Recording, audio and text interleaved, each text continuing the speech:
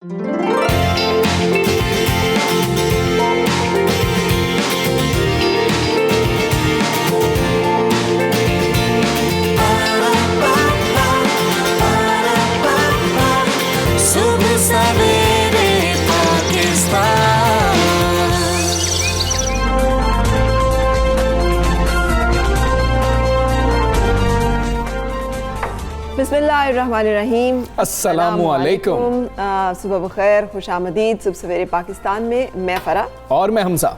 और आज मैं बड़ी खुश हूँ हमजा। क्या हुआ? काफ़ी दिनों के बाद मुझे सूरज जो है ना वो थ्रू आउट देखने को मिला। अच्छा। यानी आज जैसे होता है ना, पहला सुबह सुबह आप देखते हैं आज धुंधा के सूरज है, तो सूरज था और निकला हुआ था। सूरज निकला हुआ था और फिर भी फरा कह रही थी कि आज ऐसा लग रहा है कि हम शिमाली इलाका जात में मौजूद है। सर्दी इतनी ज्यादा है। सर्दी बहुत ज्यादा सर्दी बहुत ज्यादा है। कैन यू इमेजिन कि इस्लामाबाद का जो टेम्परेचर है वो आपको 6-7 दिखा रहा है, गूगल टेम्परेचर की ऑफ कोर्स मैं बात कर रही हूँ, और जो लाहौर है वो आपको 4 डिग्री दिखा रहा हूँ।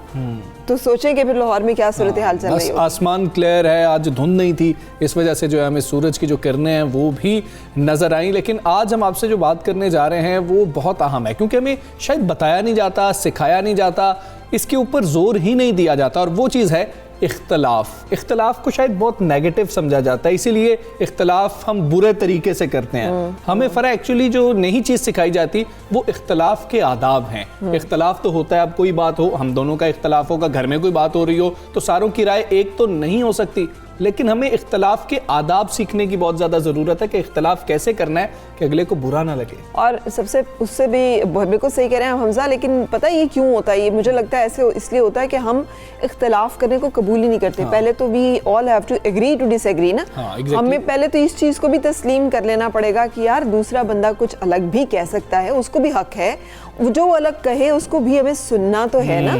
अच्छा है या बुरा है, सही है या गलत है, मानना या नहीं मानना है, ये बात की बात है, मगर उसे अपनी बात करने का हक तो देना है, और उसके बाद फिर आप उसमें से एक बेहतरीन रास्ता जो है निकाल सकते हैं। आपको पता है हमें वैसे भी कहा गया मशवरा कर लेना चाहिए। जब हम मुशावरत करते हैं तो वो यही होता है कि उसमें हर बंदा एक जैसी बात नहीं करता, लेकिन उसके नतीजे में एक ऐसी राय आती है जिसमें सबका इत्तफाक होता है और जिसमें फिर अल्लाह ताला बरकत भी डालता है। बिल्कुल ऐसी है। तो इख्तलाफ अगर आप कर रहे हैं तो इख्तलाफ के बावजूद एक दूसरे का एहतराम करना सीखें, और इख्तलाफ करने के हमें सलीकों को भी सीखना है कि इख्तलाफ किस तरह से करना है। तो इख्तलाफ को इतना नेगेटिव ना समझें, लेकिन उसको पॉजिटिव वे से करने की कोशिश करें। सबसे पहले बात करेंगे, कल एक ऐसी अपडेट आई कि सबको हैरान कर दिया, अचानक से ख्वाजा आसिफ को गिरफ्तार कर लिया गया। हाँ, और ये खबर जिस टाइम पे आई ना, वो उस टाइम पे भी वो सब लोग, सर्दियों के दिन है, सख्त सर्दी की रातें, और सब लोग सोने की तैयारियां कर रहे हैं कि अच्छा दिन गुजर गया, सियासी हलचल, गर्मा गर्मी यहाँ तक, और अचानक पता चला कि नैब ने ख्वाजा आसिफ को गिरफ्तार कर लिया है। कौमी एहतसाब ब्यूरो ने मुस्लिम लीग नून के रहनुमा ख्वाजा आसिफ को हिरासत में लिया। उन्हें आबंदी से ज़्यादा असासे बनाने के इल्ज़ाम में गिरफ्तार किया गया है। ज़राए का कहना है कि नैब के इस इल्ज़ाम के बाद ख्वाजा आसिफ से उनके असासों से मुताल्लिक तफसीलात पूछी थी, ताहम उन्होंने तसल्ली बख्श जवाब नहीं दिया था। तकरीबन 26 करोड़ के ये असासे हैं जिनके हवाले से जवाब मांगा गया था, और ख्वाजा आसिफ जवाब देने में नाकाम रहे। ये नैब का मौक़िफ़ है। ज़राए का ये भी कहना है कि नैब रावलपिंडी में ख्वाजा आसिफ का तिब्बी मुआयना किया जाएगा, और आज एहतसाब अदालत इस्लामाबाद से ख्वाजा आसिफ का राहदारी रिमांड लिया जाएगा ताकि उनको लाहौर मुंतकिल किया जा सके। इनकी जो टाइमिंग्स है ना गिरफ्तारियों की, मसला वहाँ पे आता है कि हर शख्स से उसके बारे में एक फिर सवालिया निशान जो है वो उठाता है और सवाल करता है। दूसरी जानिब मुस्लिम लीग नून की नायब सदर मरीम नवाज ने ख्वाजा आसिफ की गिरफ्तारी पर सख्त रद्द अमल दिया। मीडिया से बात करते हुए उनका कहना था कि ख्वाजा आसिफ को गिरफ्तार करके उन्हें धमकाया जा रहा है, और ये बहुत ही सख्त, अगर आप देखें ना, मीडिया टॉक थी। जिस वक्त मरीम नवाज आई वो खासे गुस्से में थी, जिस वक्त साफ़ी क्वेश्चन कर रहे थे तो वो उन पर भी गुस्सा उतार रही थी। उसमें देखा जा रहा था कि वो काफ़ी ज़्यादा गुस्से में थी, और फिर जब पीछे से उनको कोई बात बताता था तो उनको भी रोकती थी कि मुझे बात कर लेने दे, मैं बात कर लूँगी। तो नून लीगी रहनुमा को रिहा ना किया गया तो सख्त रद्द अमल आएगा। अब हम चुप नहीं बैठेंगे। मरीम नवाज ने मजीद क्या कहा वो आपको सुनाते हैं। इस तरह से रातों रात किसी को अगवा करना, और वो भी एसेट बियॉन्ड मीन्स जैसे केस के अंदर। एसेट बियॉन्ड मीन्स का सीधा सीधा मतलब ये है कि आपके पास कुछ नहीं है किसी के खिलाफ, तो आप एक वेग सी चीज में जिसमें ना कोई इल्जाम है, जिसका ना कोई कैलकुलेशन हो सकती है, आप उसमें किसी को गिरफ्तार कर लें। उन्होंने कहा कि आपके केसेस 15-20 दिन के अंदर अंदर खत्म हो जाएंगे। उन्होंने कहा आपने मेरे केसेस चलाने हैं तो चलाएं, आपने मुझे जो सजा देनी है दें, मुझे अरेस्ट करना है अरेस्ट करें, लेकिन मैं नवाज शरीफ के ना बयानिए से पीछे हटूंगा, ना नवाज शरीफ का साथ जोड़ूंगा।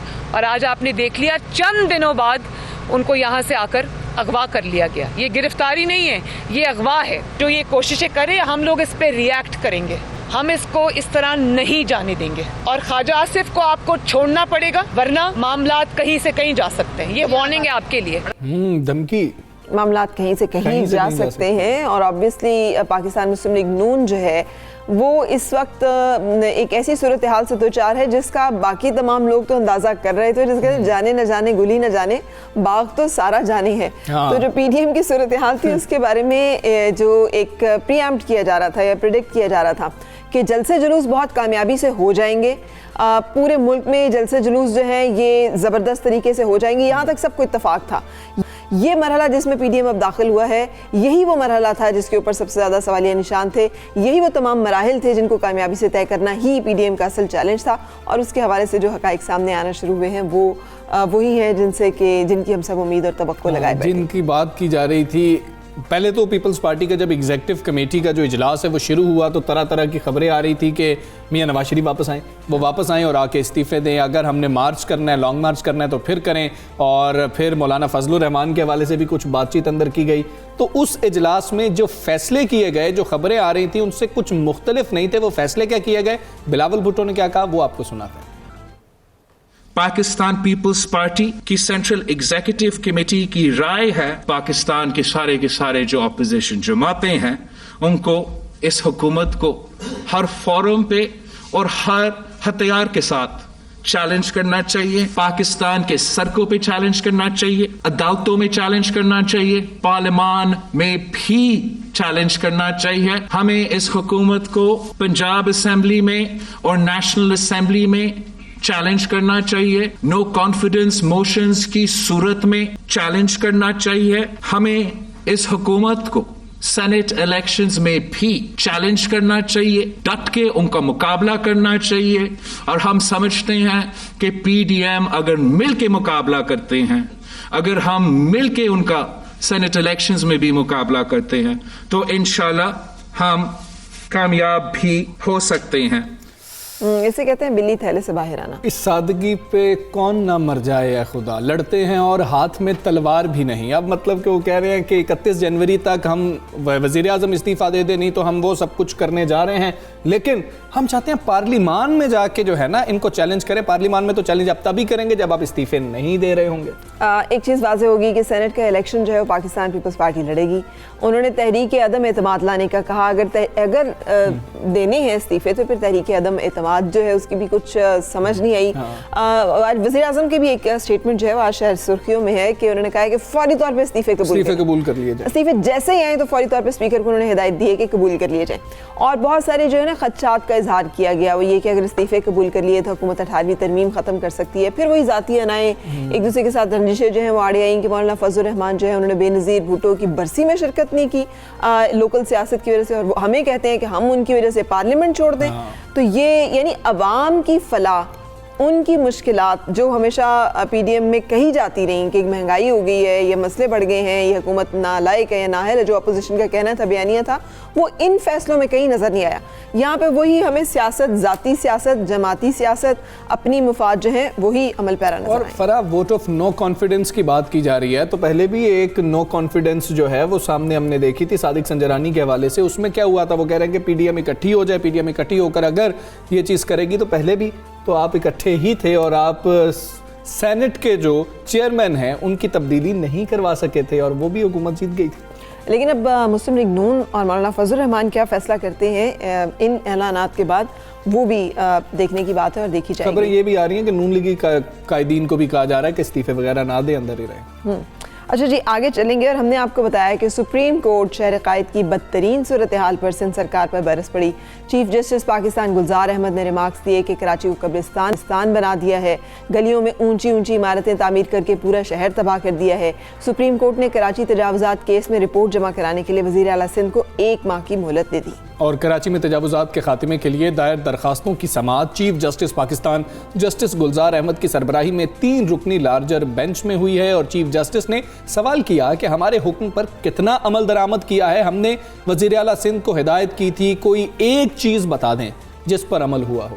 कसीरुल मंजिला इमारतें मौजूद हैं, पार्कों पर आज भी कब्जे हैं, शाहराह फैसल के अतराफ दीवारें कौन बना रहा है? वज़ीर आला को बुलाएं और कहें कि रिपोर्ट लेकर आएँ।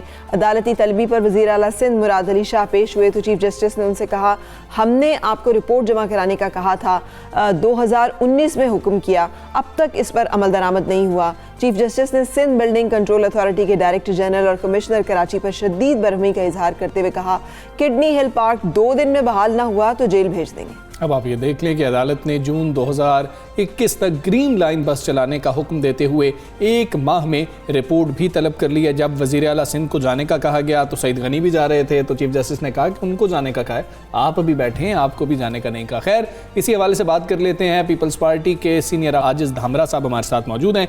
आजिज़ धामरा साहब, अस्सलामु अलैकुम, गुड मॉर्निंग। सुप्रीम कोर्ट की बरहमी के बावजूद तजावुज़ात के हवाले से रिपोर्ट जमा कराने में ताख़ीर की आखिर वजह क्या है, क्या बताया गया सुप्रीम कोर्ट को? देखिए जी, जो नाजायज़ तजावुज़ात हैं उसमें सुप्रीम कोर्ट ने बिल्कुल डायरेक्शन दी थी, और आपको ये पता होगा कि कराची के अंदर जो है वो एक ज़मीन अल्टरनेट के तौर पर सिंध गवर्नमेंट का एक मौक़िफ़ था।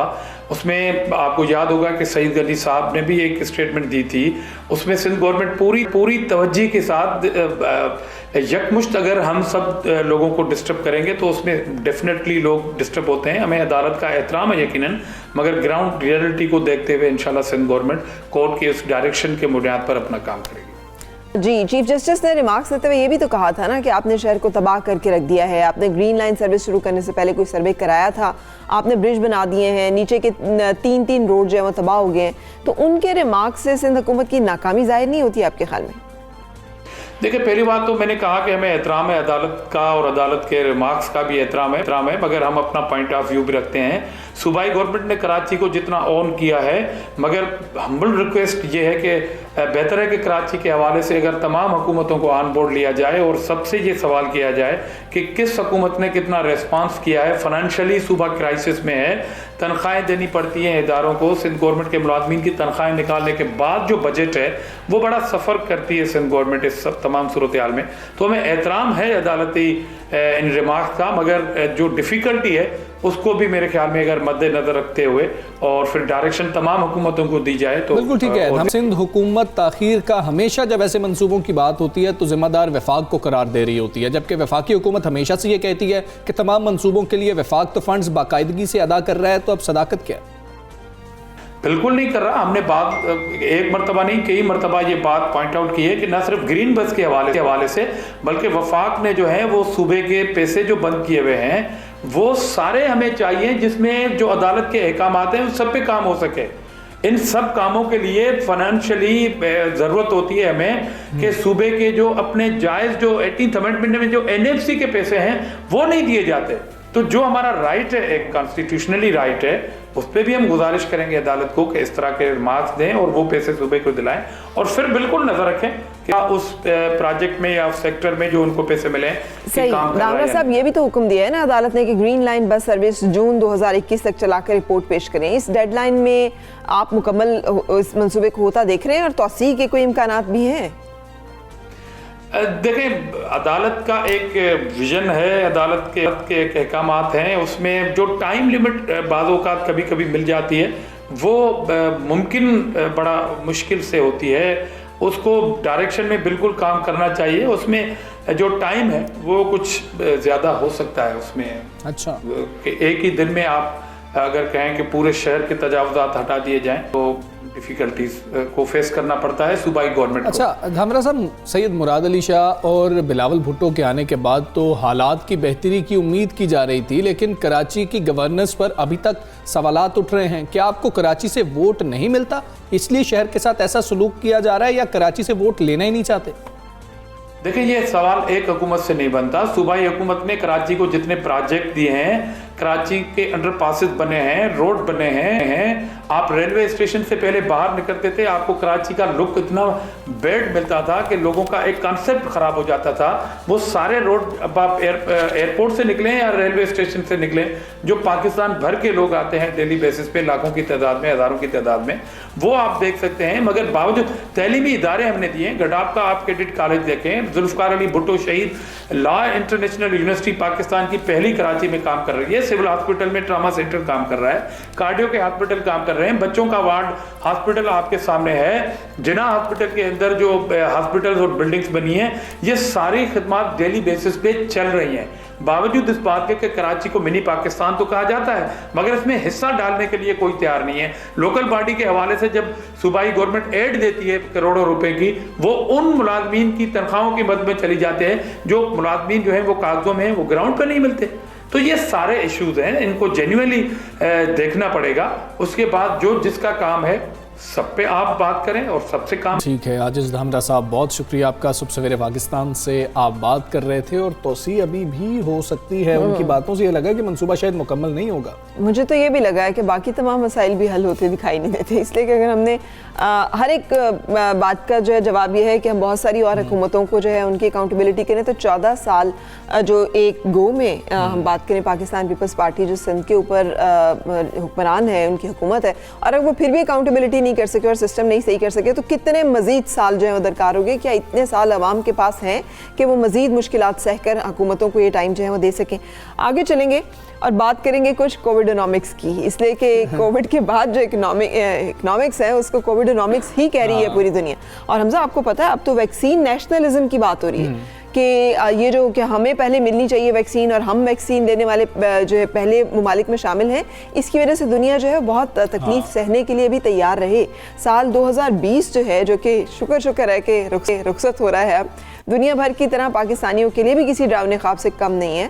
कोरोना वायरस मौत बनकर जहां जिंदगियां निकलता रहा है, वहां इसने मुल्क की मईशत की कमर भी तोड़ दी है। 2020 का पूरा साल महंगाई जो थी वो बरकरार रही। सबसे अफसोसनाक पहलू ये है कि महंगाई के तूफान ने मुल्क से मिडिल क्लास तबके को तकरीबन ख़त्म कर दिया है और वो गरीब तबके में तब्दील हो चुके हैं। मिडिल क्लास तबका वो है जो कोई छोटा मोटा कारोबार करता है या फिर वो सारे जो हैं तनख्वाहदार लोग हैं। और तनख्वाहों पे किस तरीके से कोविड ने असर किया और उसके बाद जो हालात हुए हम सब जानते हैं। और अब ये रिपोर्ट्स आ रही हैं बाकायदा तौर पर कि मिडिल क्लास तो ख़त्म हो गया, अब लोअर मिडल भी, खैर वो शायद जो अपर मिडल थी वो लोअर मिडल में जा चुकी है और जो अब ऊपर एलीट क्लास रह गई है। ये नहीं खता गुर्बत के नीचे जाने वाले लोगों की तादाद में कितना इजाफा हुआ है आप बेहतरीन अंदाज़ा लगा सकते हैं, क्योंकि सरकारी अदारा शुमारियात की रिपोर्ट के मुताबिक सबसे ज़्यादा इजाफा जो हुआ है रोज़मर्रा खाने पीने की अशिया में हुआ है, जिनमें से बहुत सारी कीमतें जो हैं उनकी कीमतें होशरुबा इजाफा 8 साल में सबसे ज़्यादा जो महंगाई की शरह है वो बताई जा रही है यहाँ पे। जबकि अभी कल ही बिजली की कीमत में इजाफा जो है वो भी हमारे सामने आया है।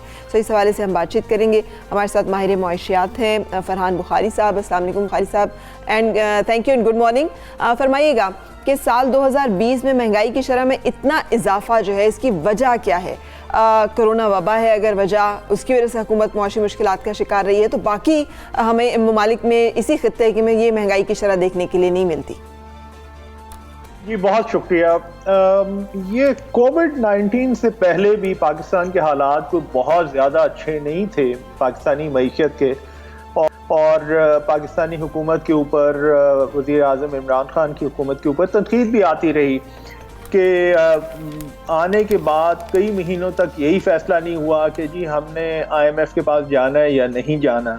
कई लोग ये कहते हैं, कई माहिरीन ये कहते हैं कि अगर ये पहले चले जाते तो शायद कोविड से पहले वो एडजस्टमेंट्स हो जाती जिनकी कोविड के दौरान ज़रूरत पेश आई, और अभी तक पूरी तरह वो नहीं हुई, क्योंकि इस वक्त तो कैफियत ये है कि IMF का प्रोग्राम मुंजमद है।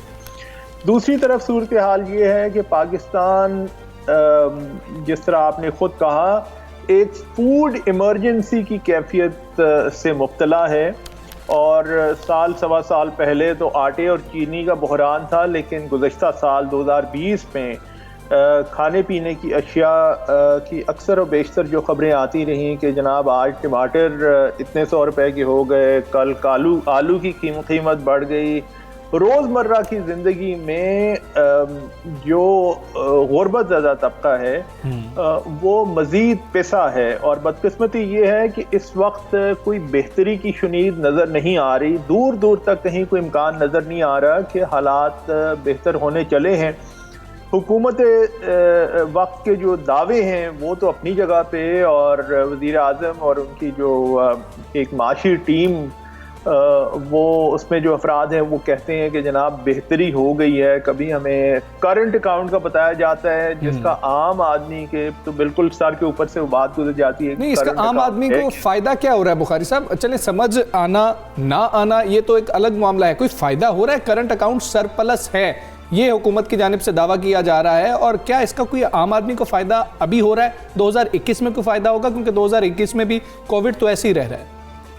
जी, क्योंकि सवाल तो बहरहाल बड़ा अहम है कि पाकिस्तान 2018 तक जिस एक बहुत बड़े बहरान का शिकार था कि हम करंट अकाउंट डेफिसिट में जा रहे थे, जिसकी वजह से हमें बहुत ज़्यादा बोरोइंग्स करनी पड़ रही थी। वो पिछले 2-2.5 साल में भी हमें बैंक के कर्जे बैरूनी ज़राए से लेने की ज़रूरत पड़ी है और बहुत ज़्यादा बड़ी मिक़दार में कर्जे लिए गए हैं, लेकिन करंट अकाउंट यानी रोज़मर्रा की ज़िंदगी में जो हुकूमत का एक गैप था फॉरेन करेंसी के हवाले से, वो अब सरप्लस में, छोटे से सरप्लस में चला गया। लेकिन आम आदमी को इसलिए फ़ायदा नहीं हो रहा क्योंकि आम आदमी की ज़िंदगी का ताल्लुक जिन उमूर से है उनमें कोई बेहतरी नहीं आई, और वो बेहतरी तब आएगी जब ज़राअत के शोबे में कोई बहुत बड़ी तब्दीली आएगी, जिसका कि अब फ़िलहाल कोई इम्कान नज़र नहीं आता। और उसका ताल्लुक